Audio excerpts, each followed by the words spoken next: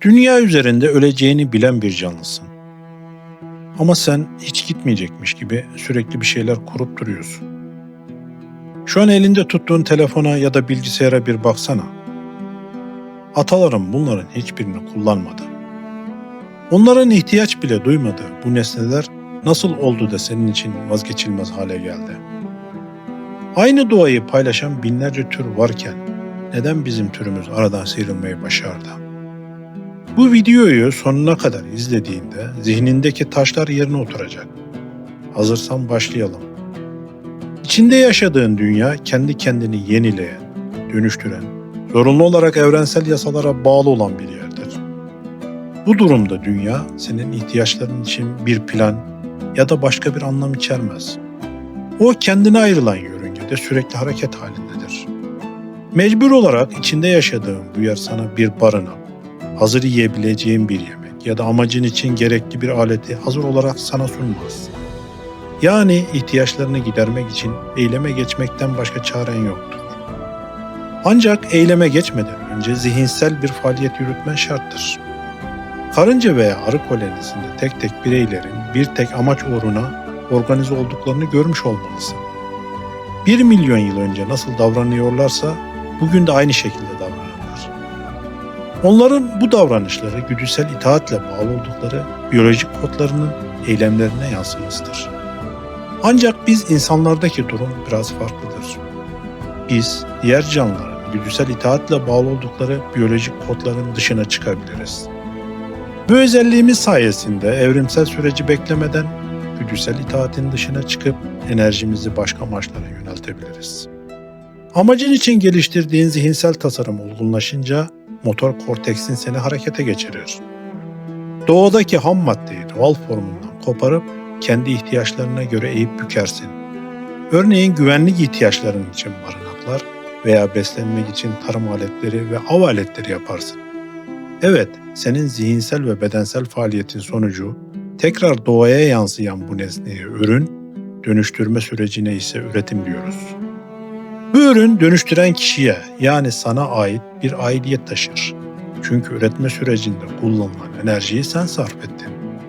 Böylece mülkiyet ortaya çıkar. Ortada bir sözleşme veya hukuk kuralı olmasına gerek yoktur. Aidiyeti meşru kılan şey fiziki nesnenin kendisi değildir. Nesne yalnızca bir taşıyıcıdır. Üzerinde hak iddiasında bulunduğun şey, o nesnenin üzerinde gerçekleşmiş olan kendi düşüncen ve emeğindir. Amaçların büyükse bu amaca uygun zihinsel tasarımın da büyük olacaktır. Ancak büyük tasarımlar fazla enerji ve zamana ihtiyaç duyarlar. Bu durumda tasarımını bireysel olarak hayata geçirmen oldukça zor olacaktır. Zihinsel tasarımını doğaya yansıtmak istediğinde farklı özellik ve yeteneklere sahip kişilere bir teklifle gitmen gerekir. Onlardan enerjilerini kendi zihinsel tasarımına yöneltmelerini isteyerek bunun karşılığı olarak bir ücret teklif etmelisin. Bu ücret, mülkiyet hakkından feragat karşılığı onlara vereceğim başka bir değerdir. Senin ile enerjilerini bu tasarıma yöneltecek kişiler arasında birbirinizi bağlayacak kurallar ortaya çıkar.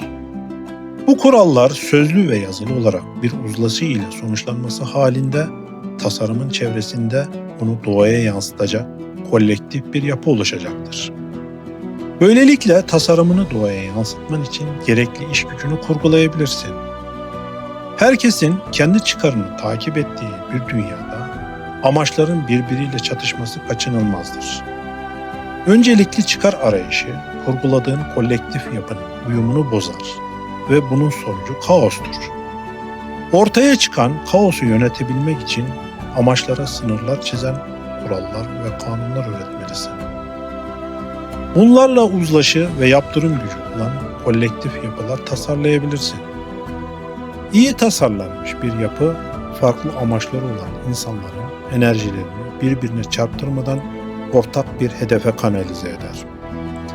Böylelikle oluşacak kaosu ya uzlaşı ile ya da yaptırım ile engellemiş olursun.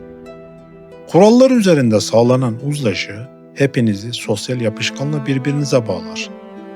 Böylelikle soyut gerçeklikler üretme becerin sayesinde içerisinde üretimsel faaliyet yapabileceğin yeni yapay bir doğa yaratırsın.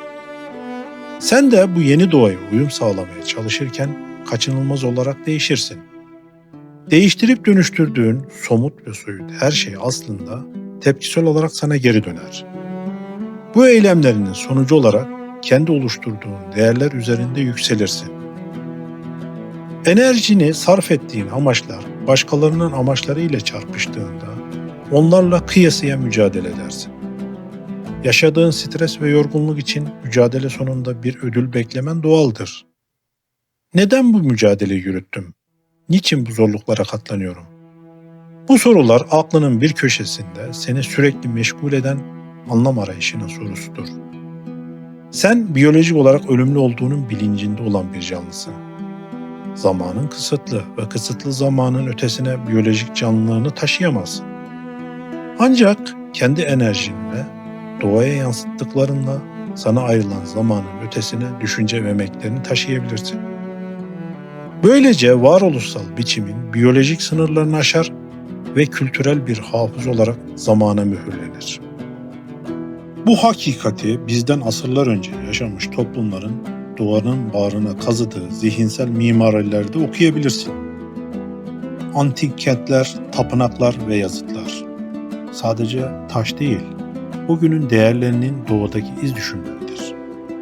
Onlar sana yalnızca nasıl yaşadıklarını değil, bir irade olarak var olduklarını kanıtladılar.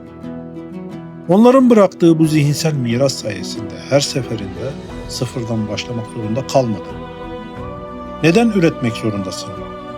Çünkü üretmeden hayatta kalamazsın. Üretmeden doğaya iz bırakamazsın. Bu izler senin enerjinin temsilidir ve varlığını sembolize ederler. Sen sadece bir nesne üretmiyorsun. Sen faaliyetlerinle biyolojik ömür bittikten sonra da arkanda bıraktıklarına kültürel bir miras bırakıyorsun. Bütün bunlardan sonra aklına şu soru takılabilir. Pekala, nasıl üreteceğim? Enerjimin boşa akmadığı bir üretme sürecini nasıl kurgulayacağım? Bu soruna bundan sonraki videomda beraber cevap arayacağız. Merak ediyorsan bildirim zilini açmayı ve abone olmayı unutma. Şimdilik hoşça kal.